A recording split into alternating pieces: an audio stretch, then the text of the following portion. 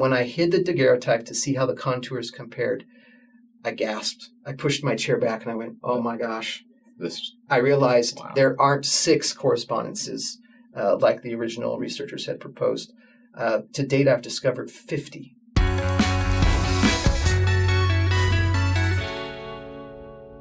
Hey guys, welcome back to Saints Unscripted. I'm Cam. I'm Jackson. Curtis.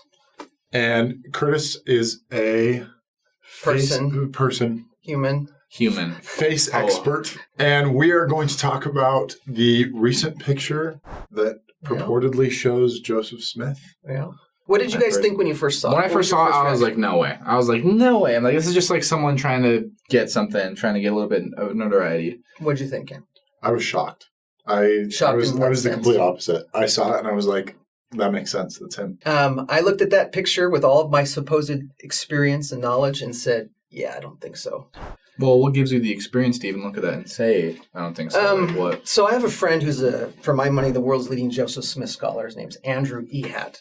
Mm-hmm. And he called me up one day in February 2008, and he said, what do you know about purported photos of Joseph? And I said, nothing much. I knew there was no documentation, again, that he'd ever been photographed, and none of the proposed photos had been authenticated, despite there being many candidates who had been proposed. When the world's leading Joseph Smith scholar calls you up and says, we think we might have a photo of Joseph, all of a sudden my little curiosity switch got flipped, and I was like, how would we prove it? Because how would you prove such a thing? Or at least test it? How would you even just test it? So there's lots of different ways, right? So there's written descriptions that we have, more than 30, probably more than 50 written descriptions of the prophet from contemporaries who knew him or at least saw him once. We have artwork, historic artwork of Joseph. We have his death mask. And then I was very surprised to learn that we actually have photographs and measurements of his skull. So phrenology, the belief that you could essentially tell things about a person's personality by measuring different proportions and ratios of your head, was a big thing in Joseph's day. In fact, Joseph gets his head measured by a phrenologist in Philadelphia in 1840. And we still have that measurement card. It's in the church archives. So let's start bridging then from what we have, what you've discovered now. How does that translate to this picture? Well, so since I did all that research, initially, because of another picture, every time a purported picture of the prophet comes out, I'll say, well, let's see. Because I have this library of over 740 photographs of the 2 oldest known sets of masks at documented angles of rotation, tilt, and pitch. And I can say, well, can I find an angle that comes close? And if a picture can't even come close to matching the anatomy in the mask, it's probably not good chances that it's Joseph. It doesn't 100% disprove it, but you got to play the odds, right? If I can't get the nose to line up, if I can't get spacing to line up, if I can't get size of head, since we have dimensions of scale and so forth, you just got to go with what the anatomy, what the evidence is. So because of all that research, I had come to believe that A, since there's no contemporary documentation that he was ever photographed, and B, we don't have a photograph that's ever been authenticated, it probably means he was never photographed, right? In August 1839, it's announced to the world that a Frenchman named Louis Daguerre has developed a process whereby you can take a piece of metal, coat it in silver, polish it to like a high mirror-like finish, make that silver photosensitive by exposure to chemicals, then put that in a camera, a box with a lens, uncover the plate, take the lens cap off, have the light strike the plate, and create an image that you would then develop and then seal and protect using glass. And that's called a daguerreotype. And that's invented in August of 39. Joseph dies in June of 44, so he has a little over 4.5 years from which he could have been photographed. But again, no documentation he ever was. So as purported photos come out, I take a look at them and I compare them to the known anatomy and my photographs of the death masks. And I'm able to say, yeah, probably not. Pretty quickly. Yeah. So that brings us to Thursday, July 21st, 2022, when a friend messages me and says, hey, you've probably already seen this, but what do you think? And it was a link to the Deseret News article about this daguerreotype. Had you seen it? No, I hadn't. In fact, I just read the title of the article without even looking at any pictures. And it says, does a photograph of Joseph Smith exist? And I just started laughing, right? Not by saying no necessarily, but I thought, just thinking of all my crazy, right. merry-go-round every few years, a new picture. Yeah. That's right. So I thought, well, let me click the link and check. Here we go again. Someone found it at a DI somewhere, whatever. Okay, click on the link. I see the picture at the Deseret News, and I go, yeah, I don't think so. Just like I said, yeah, I don't think that looks like him. And then my second thought was, it is interesting. He has a rather large lower third of the face, the proportions between the bottom of the nose, the mouth, and the chin. And I'd looked at enough photos to know that most pictures fail immediately on just trying to get those proportions right. But I thought, okay, I messaged my friend, said, don't get too excited. It's probably not him. He probably wasn't even photographed, but I'll take a look. So I went to my library photos real quick. I found one looking almost straight at you, just like the picture, that's called the Larsen daguerreotype. I lined it up, eye to nose to mouth to chin, and went, okay, that's actually quite precise. But that doesn't prove anything because that just means the guy has similar facial proportions. Doesn't mean anything. So then I started... Because there were still details like the nose and the eyes. A little off. So I started... Well, no, they were spot on in terms of vertical distance. So the next thing to check is shapes, right? Because shapes are important. So I started tracing the chin, the lips, the nose, the eyes, the hair in the photograph.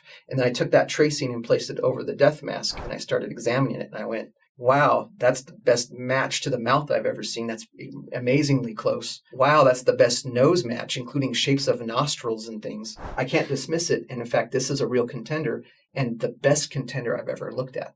What were you feeling? Surprised. Yeah. A little surprised. Well, very surprised. And I realized, oh my gosh, I actually have to study this thing. I'm not going to spend 30 minutes and just say it's not him. Now, out of all of these pictures that you've seen before, how did this one compare to famous paintings and drawings of Joseph Smith, the daguerreotype? Well, before I get to the paintings, what I did is I went to a forensic reconstruction drawing done by D.J. Bodden. And that's because Bodden had been publicly stating that the daguerreotype wasn't Joseph because the eyes are too small, too close together. And I wanted to be able to talk with D.J. because D.J. knows so much about Joseph's appearance.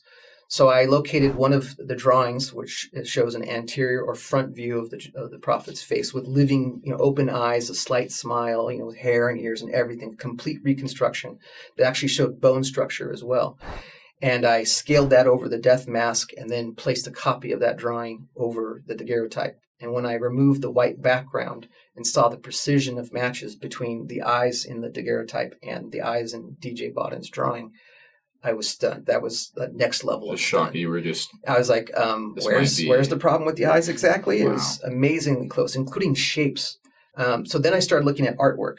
So we know that Joseph had his face traced, his profile of his face traced in June of 1842, 2 years before he's killed, 2 years and 2 days, in fact, before he's killed, by an artist named Sutcliffe Maudsley. And Maudsley's kind of a self-trained folk artist. But he traces Joseph's profile and then starts producing drawings, one of which, the first one, was used as the source for an engraver to create a depiction of Joseph in his Nauvoo Legion uniform that would be printed on a map of Nauvoo. And by comparing that profile to the death mask, we actually established the reliability, of both. So the forehead, nose, lips, and chin of the mask line up beautifully with Maudsley's drawings, and indicating that the mask is reliable because they're both derived from his natural face. It's the only way to explain the strength of the match between Maudsley's drawings and the death mask.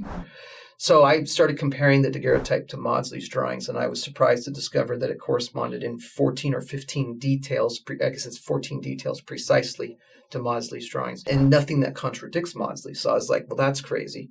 And then I went to probably the most famous portrait of Joseph, which is a front-facing oil painting that hung in Emma Smith's bedroom before she dies.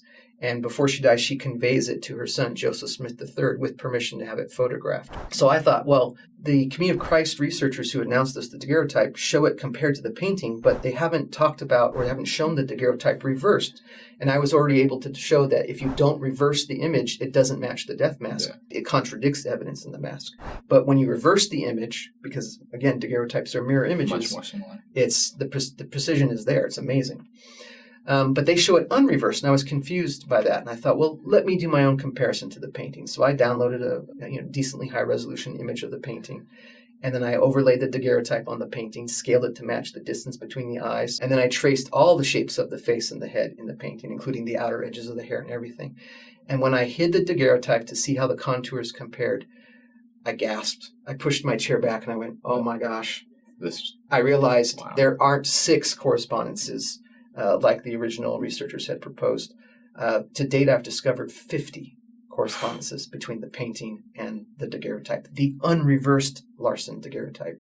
And there are 40 of those 50 matches are high or precise matches. And we're talking little things from shapes of eyes. The eyes are differently shaped from each other. If you look at the painting carefully, one's got an elongated lacrimal area where your tear duct is and in the corner of the eye.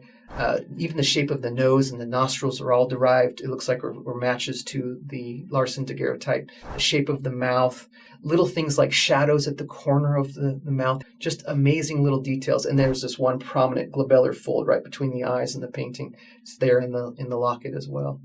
And those matches told me this painting was done from a daguerreotype backwards of the subject's real face. And that tells me the person in the Larsen daguerreotype most likely is the prophet Joseph Smith.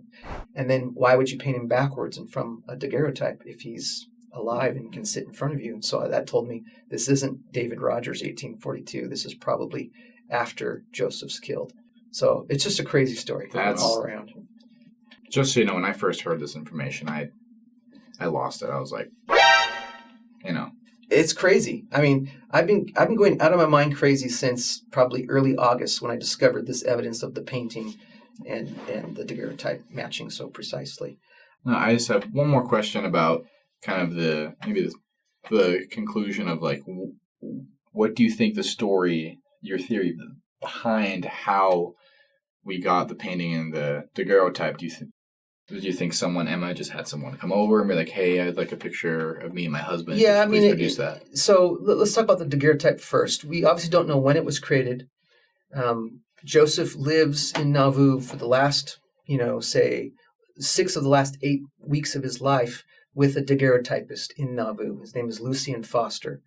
And we know Foster arrives on April 27th, 1844, 2 months to the day before Joseph's killed. 2 days later, on April 29th, he's visiting Joseph in the mansion house. And so it's possible that Lucien Foster, who was a daguerreotypist from New York City, was the person who created this daguerreotype. We can't prove it. There's no documentation. But those last 2 months of Joseph's life were quite hectic. A lot of stress, a lot of concern, a lot of threats of murder, kidnapping. Fleeing, returning. Yes, all kinds of problems, right? So it's possible that was made for Emma. It's in a small locket, 1.5 inches in diameter, and it's a piece of woman's jewelry. I think Emma's hiding this locket from the world, keeping the only true photograph of Joseph Smith for herself. Yeah. And I think it passes to Joseph Smith III after her death. The painting itself, I think Emma commissions from 2 daguerreotypes, her first daguerreotype and the locket, sometime after Joseph's dead, maybe in the early 1850s. We don't know. And the reason I think that is all of the details in the painting, because like when you said it didn't match the painting, all the details in the painting which differ from the Larsen daguerreotype, I discovered seemed to come from the second oldest son of Joseph and Emma, Frederick. Frederick's face, the shape of the ears, the size of the eyes, the height of the nose, the width of the mouth, even the hairline at all 3 sides of the forehead, all seem to match Frederick.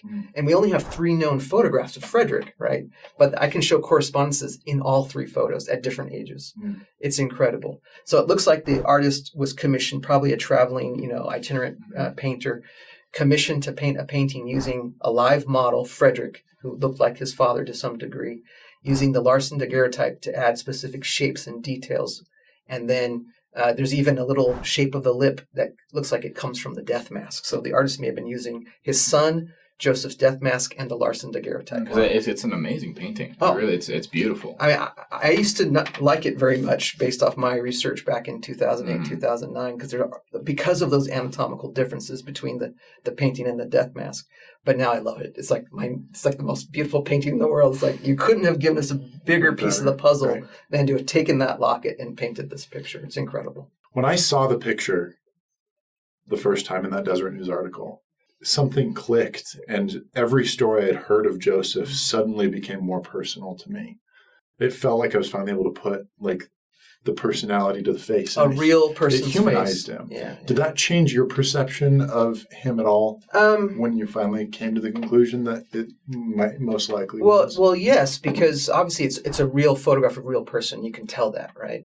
No matter how good a painting is. And I think you can see weight and care in that face. And a lot of people, read things into it. I look at that face and I see someone who looks like he has concern. He looks like he's lived life. One of the comments I hear most is that he looks too old to be 30 and a half years old.